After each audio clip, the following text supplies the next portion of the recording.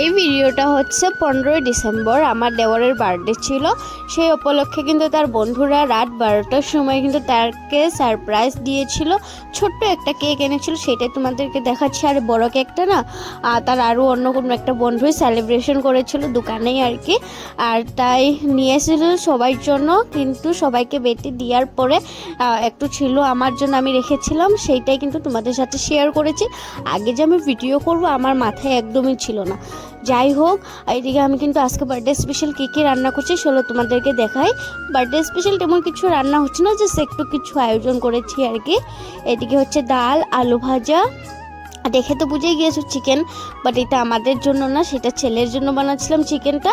আর আমাদের চিকেনটা এদিকে আমি ম্যারিনেট করে নিয়েছিলাম, আর দেখতে পাচ্ছ দইটা পুরো আইস হয়ে গিয়েছে। যাই হোক, এখন কিন্তু আমি আমাদের চিকেনটা বানিয়ে নিচ্ছিলাম। আর কেমন হয়েছে আমার আজকের এই বার্থডে ছোট্ট মিনি ব্লগটা।